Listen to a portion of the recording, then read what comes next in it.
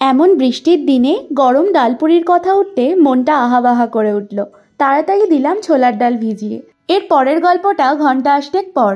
ছোলার ডালে জল ঝরিয়ে তার সঙ্গে দুখানা লঙ্কা দিয়ে একেবারে বেটে নিলাম। তারপর কড়াইতে একটু সাদা তেল নিয়ে তার মধ্যে কালো জিরে, হিং আর আদা বাটা দিয়ে দিলাম পেস্টটা ঢেলে।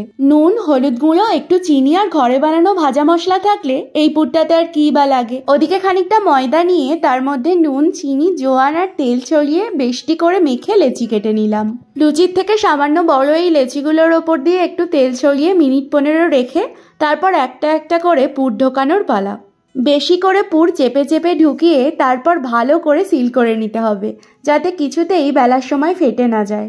এই পর্যায়টা ভীষণভাবে ইম্পর্টেন্ট। আর রান্নার কিছু জিনিস বলে বলে শেখানো যায় না, দেখে শিখতে হয়। যাই হোক, আলতো হাতে কম প্রেসার দিয়ে ডালপুরিগুলোকে বেলে নিয়ে একদম ফুটন্ত তেলের মধ্যে এগুলোকে দুপিঠে ভালো করে চেপে চেপে তুলতে হবে। ডালপুরির পুর একটুও না বের করে বেলে ভেজে নিতে পারা কিন্তু একটা দারুণ কিউট চ্যালেঞ্জ, যার শেষে থাকে রগরগে মাংসের ঝোল বা ঘুগনি দিয়ে ডালপুরির অনবদ্য স্বাদ।